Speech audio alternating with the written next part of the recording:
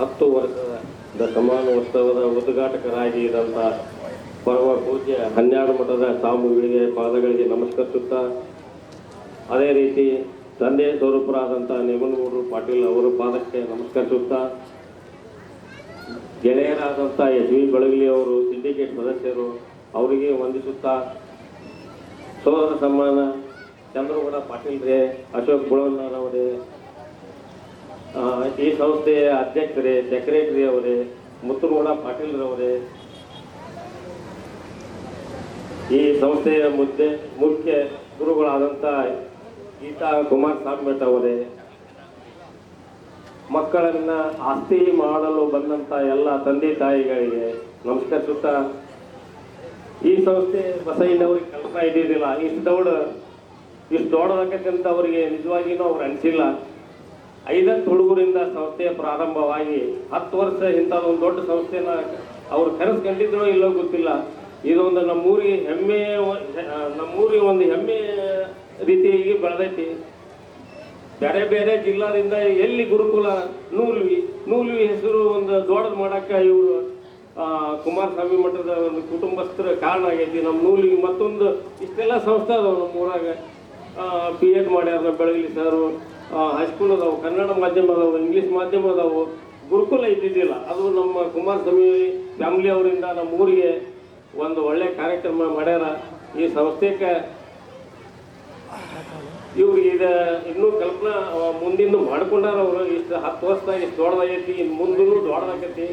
ಇವ್ರಿಗೆ ಎಲ್ಲರ ಒಂದು ಎಕರೆ ಜಾಗ ತೊಗೊಂಡು ಒಳ್ಳೆ ರೀತಿ ಶಿಕ್ಷಣ ಕೊಡಕ್ಕೆ, ಒಳ್ಳೆ ರೀತಿ ಆಟ ಪಾಠನೂ ಮುಗಿತಿರ್ತಾವೆ ಹುಡುಗರಿಗೆ. ಅದಕ್ಕೆ ಇವರು ಚಂದ್ರಗೌಡರು ಮತ್ತು ನಾವು ಎಲ್ಲರೂ ಸೇರಿ ಇವರು ಏನಾರ ಜಮೀನು ತೊಗೊತಾರೆ ಅಂದರೆ ಒಳ್ಳೆ ರೀತಿಯಾಗಿ ಇವ್ರಿಗೆ ಕೊಡಿಸಿ ಈ ಸಂಸ್ಥೆ ಇನ್ನೂ ಎತ್ತರ ಬೆಳೀಲಿ ಅಂತ ಆಶಿಸಿ ನಾನು 2 ಮಾತು ಮುಗಿಸ್ತೀನಿ.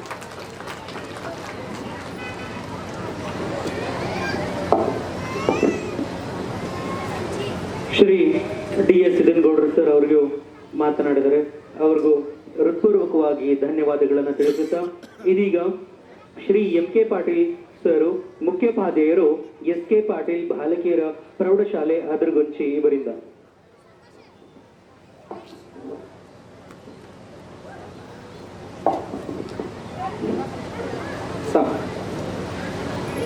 ಪಂಚಾನನ ತನುದ್ಭೂತ ಅನ್ನ ಪಂಚಾಕ್ಷರ ಮಲ್ಪಮಾನ್ ಪಂಚಸೂತ್ರ ಕೃತಬಂದಿ ಪಂಚಾಚಾರ್ಯ ಜಗದ್ಗುರು ವೇದಿಕೆಯ ಮೇಲೆ ವಿರಾಜಮಾನರಾಗಿರ್ತಕ್ಕಂಥ ಷಷ್ಠಲ ಬ್ರಹ್ಮಿ ಶ್ರೀ ರೇವಣಸಿದ್ದೇಶ್ವರ ಶಿವಾಚಾರ್ಯ ಮಹಾಸ್ವಾಮಿಗಳವರ ದಿವ್ಯ ಪಾದಾರವಿಂದಗಳಿಗೆ ನಮಸ್ಕರಿಸುತ್ತಾ, ಕುಮಾರಸ್ವಾಮಿ ಗುರುಕುಲದ 10ನೇ ವರ್ಷದ ವಾರ್ಷಿಕೋತ್ಸವ ಸಮಾರಂಭದ ಉದ್ಘಾಟನೆ ಕಾರ್ಯಕ್ರಮವನ್ನು ನೆರವೇರಿಸಿಕೊಟ್ಟಿರ್ತಕ್ಕಂಥ ನಮ್ಮ ಶಿಕ್ಷಕರು, ಹಿರಿಯರಾಗಿರ್ತಕ್ಕಂಥ ಡಾಕ್ಟರ್ H.V. ಬೆಳಗಲಿ ಅವರೇ, ಹಾಗೂ ವೇದಿಕೆಯ ಮೇಲೆ ಉಪಸ್ಥಿತರಿರ್ತಕ್ಕಂಥ ಎಲ್ಲ ನನ್ನ ಗುರು ಹಿರಿಯರಿಗೂ ಸಹಿತವಾಗಿ ನಾನು ನಮಸ್ಕಾರವನ್ನು ಮಾಡ್ತಾ, ಈಗಾಗಲೇ ದೇವಣ್ಣವ್ರು ಹಿಂದೆ ಕುಂತ್ಕೊಂಡು ಮಾತಾಡಕತ್ತಿದ್ರು, ಶಿಕ್ಷಕರ ಕೈಯಾಗ ಮೈಕ್ ಕೊಡಬೇಡ್ರು ಮಾರಯ್ಯ, ಗಂಟೆ ಹೊಡಿದು ಚಲೋ ಮಾಡಿದ್ರು ಅಂದ್ರೆ ಗಂಟೆ ಹೊಡಿ ಮಟನೂ ಬಿಡಂಗಿಲ್ಲ ಅವ್ರು.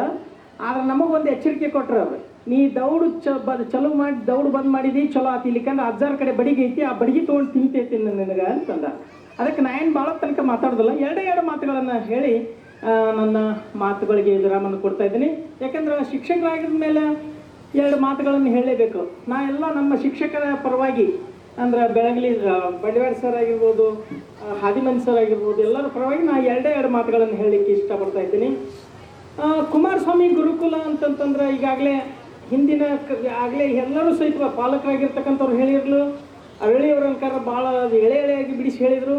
ಅಲ್ಲದೆ ನಮ್ಮ ಗಾಣಿಗೇರ್ ಸರು ಸಹಿತವಾಗಿ ಹೇಳಿದರು. ಅದ್ರ ಬಗ್ಗೆ ಹೇಳ್ತಕ್ಕಂಥದ್ದೇನಿಲ್ಲ.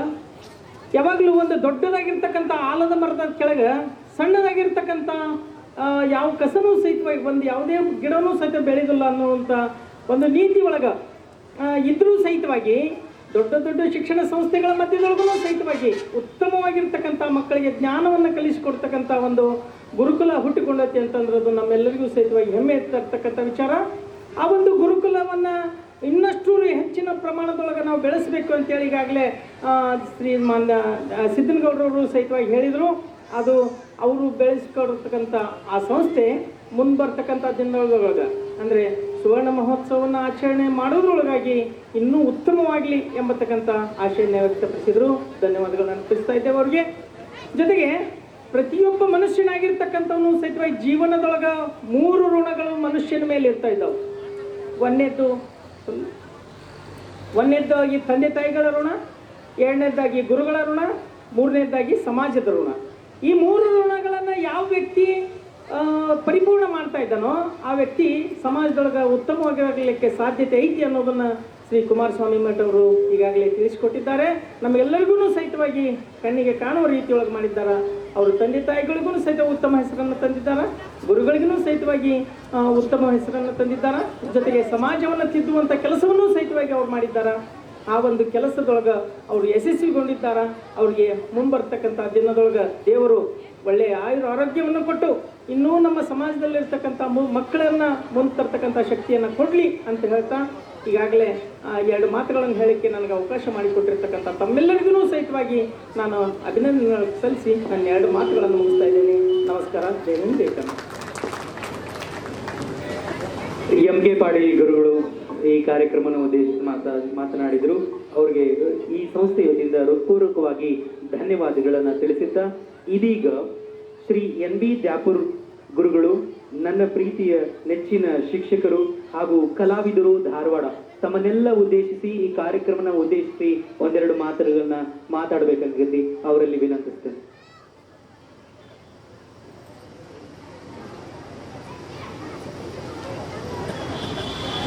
ವೇದಿಕೆ ಮೇಲೆ ಆಸೀನರಾಗಿರುವಂತಹ ಪೂಜ್ಯರ ಪಾದಾರವಿಂದಗಳಲ್ಲಿ ಹನಿಮನಿದು, ವೇದಿಕೆ ಮೇಲಿರುವಂತಹ ಎಲ್ಲ ಮಾನ್ಯರ ಹಾಗೂ ಮುಂಭಾಗದಲ್ಲಿರುವಂತಹ ಎಲ್ಲ ಪಾಲಕರು, ಎಲ್ಲ ಹಿರಿಯರ ಪವಿತ್ರವಾದ ಆತ್ಮಗಳಿಗೆ ಶರಣಪ್ರಣೆಯನ್ನು ಮಾಡ್ತಾ ಮಾತಾಡೋದೇನು ಉಳಿದೇ ಇಲ್ಲ. ಯಾಕಂದ್ರೆ ಶಿಷ್ಯನ ಬಗ್ಗೆ ಗುರುನೇ ಹೆಮ್ಮೆಯಿಂದ ಮಾತಾಡಿದಂತಹ ಮಾತುಗಳು ಕೇಳಿದಾಗ ನಿಜವಾಗಿಯೂ ನಮಗೆ ಗುರು ಶಿಷ್ಯರಂದ್ರೆ ಹೆಂಗಿರ್ಬೇಕಪ್ಪ ಅಂತ. ಗುರುವನ್ನ ಮೀರಿಸುವಂತಹ ಶಿಷ್ಯ ಗುರು ಬಯಸೋದಾದ್ರೂ ಏನು, ಇದನ್ನೇ ಅಲ್ಲ ಬಯಸೋದು ಅಂತ. ಯಾರು ಈಗಿನ ಗುರುಗಳು ಹೆಬ್ಬೆಟ್ಟು ಕೊಡೋಪ್ಪ ಅಂತ ಕೇಳುವಂತಹ ಗುರುಗಳು ಯಾರಿಲ್ಲ, ಹೆಬ್ಬೆಟ್ಟು ಕೊಡುವಂತಹ ಶಿಷ್ಯಂದರು ಯಾರಿಲ್ಲ. ಆದ್ರೆ ಇಂಥದ್ರ ಮಧ್ಯೆನೂ ಕೂಡ ಇಂಥೊಬ್ರು ಶಿಷ್ಯರಿದ್ದಾರೆ. ಸಾಕಷ್ಟು ವಿದ್ಯಾರ್ಥಿಗಳಿಗೆ ಇಂತಹ ಒಂದು ವಿದ್ಯೆಯನ್ನ ಜ್ಞಾನವನ್ನ ಕೊಡುವುದಕ್ಕೆ ಸಿದ್ಧ ಆಗಿದಾರ ಅಂತ ಕೇಳಿದ್ರ ಇದಕ್ಕಿಂತ ದೊಡ್ಡದಾದಂತಹ ಮಾತು ಮತ್ತು ಬಯಸುವಂಥದ್ದು ಏನಿಲ್ಲ ಅಂತಕ್ಕಂಥದ್ದನ್ನ ಈ ಒಂದು ಸಂದರ್ಭದಲ್ಲಿ ಸ್ಮರಿಸ್ಕೊಳ್ತಾ, ಈಗ ವೇದಿಕೆ ಮೇಲೆ ನಾವು ಪ್ರಾರಂಭದಿಂದ ನೋಡ್ಕೊಂತ ಹೋದ್ವಿ. ಗುರುಗಳೇ, ತಾವೆಲ್ಲರೂ ಹೆಮ್ಮೆ ಪಟ್ಕೊಂಡಿರ್ತೀರಿ. ಮುದ್ದು ಮಕ್ಕಳು, ಸಣ್ಣದಾದ ಮುದ್ದು ಮಕ್ಕಳು ಎಷ್ಟು ಚಂದ ಭರತನಾಟ್ಯವನ್ನ ಮಾಡಿದ್ರು. ಇದು ಸ್ವಾಗತ ಮಾಡ್ಕೊಳ್ಳೋದಿಕ್ಕೆ ಭರತನಾಟ್ಯ, ಶಿವಸ್ತುತಿಯನ್ನ ಮಾಡ್ತಾ ಅವರ ಭರತನಾಟ್ಯದ ಮೂಲಕ ಸ್ವಾಗತವನ್ನ ಮಾಡಿಕೊಂಡ್ರು. ಅದ್ರ ಜೊತೆಗೆ ಭಗವದ್ಗೀತೆಯನ್ನ ಓದುವುದರ ಮೂಲಕ ಕಾರ್ಯಕ್ರಮವನ್ನ ಪ್ರಾರಂಭ ಆಯ್ತು. ಇಲ್ಲೇ ಇವತ್ತು ಎಲ್ಲಾದ್ರೂ ನೋಡಿದರೆ ಎಷ್ಟೆಲ್ಲ ಕಾರ್ಯಕ್ರಮಗಳನ್ನ ಮಾಡ್ತೀವಿ, ಭಗವದ್ಗೀತೆ ಪಠಣವನ್ನ ಮಾಡಿದ್ದಿಲ್ಲ ಆದ್ರೂ ನೋಡಿದೀವ ನಾವು.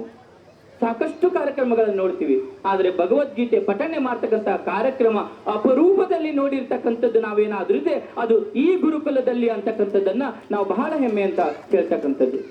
ಯಾವಾಗ ಸರ್ ಹೇಳ್ತಾ ಇರ್ಬೇಕಾದ್ರೆ ಹೇಳಿದ್ರು, ನಮ್ಮ ಸಂಸ್ಕೃತಿ ಇಳಿದೆ ಹೋದ್ರೆ, ನಮ್ಮ ಸಂಪ್ರದಾಯ ಉಳಿದೆ ಹೋದ್ರೆ ನಾವು ಏನನ್ನು ಸಾಧನೆ ಮಾಡೋದಕ್ಕೆ ಆಗುದಿಲ್ಲ ಅಂತ ಹೇಳಂದು. ಸದ್ವಿನಯ, ಸನ್ನಡತೆ, ಸದ್ವಿಚಾರ ಎಲ್ಲ ಒಂದು ಇಂತಹ ಗುಣಗಳನ್ನ, ಸಪ್ತ ಸೂತ್ರಗಳನ್ನ ಅಳವಡಿಸಿಕೊಂಡಂತಹ ಮಕ್ಕಳು ಮಾತ್ರ ನಮ್ಮ ದೇಶದ ಒಂದು ಸಂಸ್ಕೃತವಾದಂತಹ ಸುಸಂಸ್ಕೃತವಾದಂತಹ ಮಕ್ಕಳು ಇದ್ರೆ ಮಾತ್ರ ಅದು ದೇಶಕ್ಕೆ ಒಂದು ಆಸ್ತಿ ಆಗೋದಕ್ಕೆ ಸಾಧ್ಯತೆ ಇದೆ ಅಂತಕ್ಕಂಥದ್ದನ್ನ ಸಾಕಷ್ಟು ವಿಚಾರಗಳನ್ನ ಇವತ್ತು ಇಲ್ಲಿ ಹೇಳಿದ್ದಾರೆ. ಇವತ್ತು ಸರ್ ಅದು ಇದನ್ನ ಹಾಕ್ರಿ, ಇವರೇ ಎಲ್ ಸಿ ಡಿ ಸರ್ ಕಾರ್ಯಕ್ರಮದ ಮೇನ್ ಬ್ಯಾನರ್ ಹಾಕ್ರಿ, ಮೇನ್ ಬ್ಯಾನರ್ ಹಾಕ್ರಿ. ದಯವಿಟ್ಟು ನಾವು ಗಮನಿಸ್ಬೇಕು, ಗುರುಕುಲ ಆ ಒಂದು ಸಿಂಬಲ್ ನೋಡ್ರಿ, ಲೋಗೋ ನೋಡ್ಬಿಡ್ರಿ. ಆ ಲೋಗೋ ನೋಡ್ಬಿಟ್ರೆ ಗೊತ್ತಾಗ್ತದೆ ಈ ಗುರುಕುಲ ಅನ್ನೋದು ಹೇಗಿರ್ತದೆ ಅಂತಕ್ಕಂಥದ್ದನ್ನ. ಆಲದ ಮರ ಇದ್ದ ಹಾಗೆ, ಆಲದ ಮರ ಎಷ್ಟು ಜನರಿಗೆ ನೆರಳನ್ನ ಕೊಡ್ತದೆ, ಆಶ್ರಯ ಕೊಡ್ತದೆ, ಪಶು ಪಕ್ಷಿ ಪ್ರಾಣಿಗಳು ಎಷ್ಟೆಲ್ಲವನ್ನ ಕೊಡ್ತದೆ ಅಂತಕ್ಕಂಥದ್ದು. ಅಂತ ದೊಡ್ಡದಾದ ಆಲದ ಮರ, ಅದರ ಕೆಳಗಡೆಗೆ ನೋಡ್ತಾ ಇದ್ದೀವಿ ನಾವು ಗುರುಗಳಿದ್ದಾರೆ, ಶಿಷ್ಯಂದಿರಿದ್ದಾರೆ. ಇಂತಹ ಗುರುಕುಲ ಮಾದರಿಯಲ್ಲಿ ಶಿಕ್ಷಣವನ್ನ ನಾವು ಹಿಂದೆ ಒಂದು ಸುಮಾರು ವರ್ಷಗಳ ಹಿಂದೆ ನಾವು ಹೋಗ್ಬೇಕಾದಂತದ್ದನ್ನ ಇಲ್ಲಿ ನಾವು ಸ್ಮರಿಸ್ಕೊಳ್ತಾ ಇದ್ವಿ. ಅದ್ರ ಪಕ್ಕಕ್ಕೆ ನೋಡ್ರಿ, ಅವರ ಲಿಂಗೈಕ್ಯ ಶ್ರೀ ಗದಗೆಯ ಶ್ರೀ ಕುಮಾರಸ್ವಾಮಿ ಮಠ ಅವರ ತಂದೆಯ ಫೋಟೋವನ್ನ ಹಾಕಿದ್ದಾರೆ. ಇವತ್ತು ಎಷ್ಟೇ ದೊಡ್ಡ ಎತ್ತರ ಮಟ್ಟಕ್ಕೆ ಬೆಳೆದರೂ ಕೂಡ ಗುರುವನ್ನ ಹಾಗೂ ಹೆತ್ತ ತಂದೆ ತಾಯಿಯನ್ನ ಸ್ಮರಿಸ್ಕೊಳ್ದೆ ಹೋದ್ರೆ ಏನ್ ಸಾಧನೆ ಮಾಡಿದರೆ ಏನಾಗ್ಬೇಕಾಗಿದೆ. ಇವತ್ತು ನಾನು ನೋಡ್ತಾ ಇದ್ದೆಲ್ಲ ಅಮ್ಮರ ಕಣ್ಣಲ್ಲಿ ಯಾವಾಗ ಆ ಪುಷ್ಪ ನಮನ ನಡೀತಾ ಇತ್ತು ಗದಗಯ್ಯ ಸ್ವಾಮಿಗಳಿಗೆ, ಅಮ್ಮ ಅಲ್ಲಿ ಕಣ್ಣೀರಾಗ್ತಾ ಇದ್ರು. ಎಷ್ಟು ಚೆನ್ನಾಗಿ ಗಮನಿಸಿರೋ ಗೊತ್ತಿಲ್ಲ ನನಗೆ. ಇಲ್ಲಿ ಅವರನ್ನ ಸ್ಮರಣೆ ಮಾಡಿಕೊಂಡು ಪುಷ್ಪಾರ್ಚನೆ ಮಾಡ್ತಾ ಇರ್ಬೇಕಾದ್ರೆ ಇವತ್ತು ಅಲ್ಲೆಲ್ಲ ಒಂದು ಭಾವುಕರಾಗಿ ಇವತ್ತು ಸ್ಮರಿಸ್ಕೊಳ್ತಾ ಇದ್ರು.